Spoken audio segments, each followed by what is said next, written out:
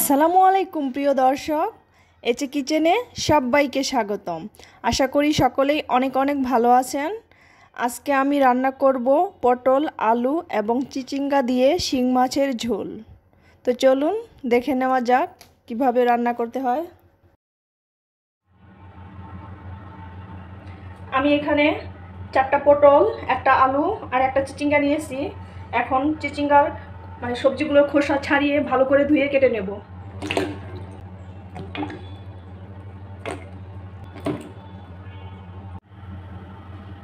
আমি সবজিগুলো এইভাবে কেটে নিয়েছি। এখন এখানে দিয়ে দিচ্ছি হাফ চা চামচ মরিচের গুঁড়ো, হাফ চা চামচ হলুদের গুঁড়ো, হাফ চামচ জিরার গুঁড়ো, হাফ চামচ ধনিয়ার গুঁড়ো, স্বাদ মতো লবণ দিয়ে দিচ্ছি, 1 চা চামচ আদা রসুন বাটা দিয়ে দিচ্ছি।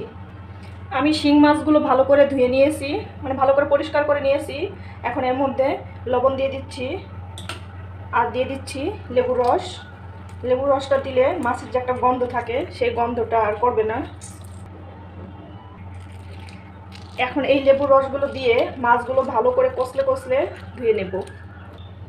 ভালো করে কষলে কষলে বেশ কয়েকবার পানি বদলে মাছগুলো ধুয়ে নেব। মাছের ঝোল রান্না করার জন্য আমি প্রথমে মাছটাকে রান্না করে নেব। তার জন্য দিয়ে দিচ্ছি হাফ কাপ পেঁয়াজ কুচি, 6-7টা কাঁচামরিচের ফালি দিয়ে দিচ্ছি, সামান্য হলুদের গুঁড়ো দিয়ে দিচ্ছি, স্বাদ মতো লবণ আর সরিষার তেল দিয়ে দিচ্ছি। আপনারা চাইলে সয়াবিন তেল দিয়েও রান্না করতে পারবেন। এখন এটা ভালো করে হাত দিয়ে ডলে ডলে মেখে নেব যাতে করে পেঁয়াজটা নরম হয়ে যায়। ভালো করে মাখিয়ে নিয়েছি। এখন এখানে মাছ দিয়ে দেব। ধুয়ে রাখা মাছ দিয়ে দিচ্ছি। এখন মাছটাকে আলতো হাতে মাখিয়ে নেব। ভালো করে মাখিয়ে নেওয়া হয়ে গেছে। এখন এখানে পরিমাণ মতো পানি দিয়ে দিচ্ছি।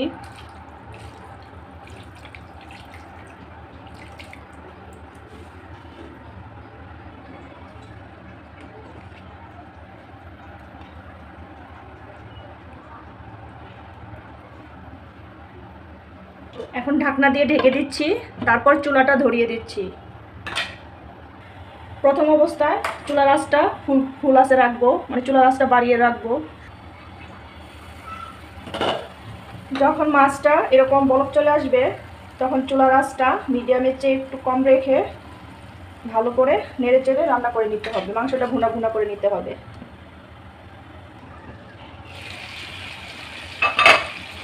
মাছ ভুনা ভুনা হয়ে গেছে। যখন দেখবেন এরকম তেল ছেড়ে দিয়েছে তখন মাছ ভুনাটা হয়ে গেছে। এখন চুলা থেকে নামিয়ে নেব। সরিষার তেল দিয়ে দিচ্ছি। এখানে বেশি তেল লাগবে না, অল্প একটু তেল দিলেই হয়ে যাবে। আর দিয়ে দিচ্ছি 1/4 চামচ আস্ত জিরে। জিরা ফুটে উঠলে দিয়ে দিচ্ছি পেঁয়াজ কুচি। পেঁয়াজটা গোল্ডেন কালার করে ভেজে নেব। পেঁয়াজটা ভাজা হয়ে গেছে। এখন এখানে দিয়ে দিচ্ছি সবজি দিয়ে সাথে সাথে ঢাকনা দিয়ে ঢেকে কিছুক্ষণ অপেক্ষা করব। এখন ভালো করে নেড়ে চেড়ে মিক্স করে নেব।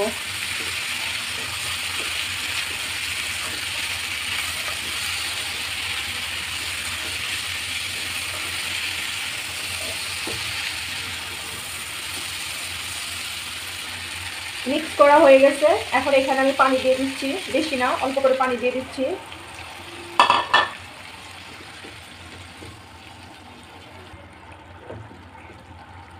এখন ঢাকনা দিয়ে ঢেকে চুলার আঁচটা মিডিয়াম করে কয়েকবার নেড়ে চেড়ে দিয়ে রান্না করে নেব।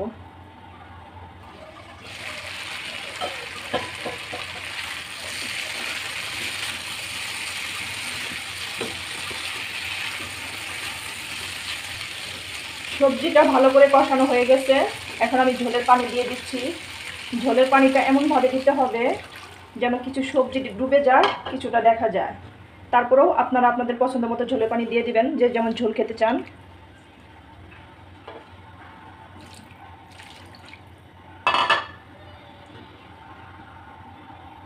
ভালো করে নেড়ে চেড়ে নিলাম। এখন ঢাকনা দিয়ে ঢেকে বলক আসা পর্যন্ত অপেক্ষা করব। তরকারিটা ভালো করে বলক চলে আসছে, ভালো করে বলক চলে আসার পরেই কিন্তু মাছটা দিতে হবে। এখন এখানে আমি মাছ ভুনাটা দিয়ে দিচ্ছি। এখন আলতো হাতে নেড়ে চেড়ে দেব।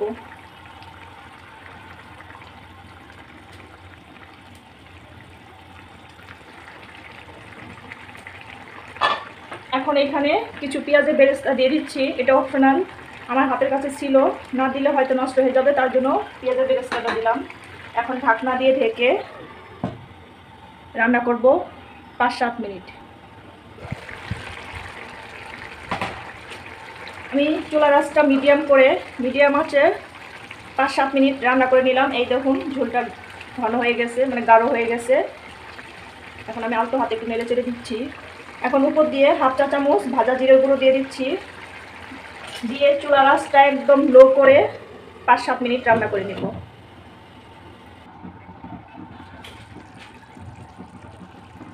এই তো দেখুন তরকারির কালারটা, উপর দিয়ে তেল ভেসে উঠেছে। আমি 5-7 মিনিট রান্না করে নিলাম, এখন চুলা থেকে নামিয়ে নেব।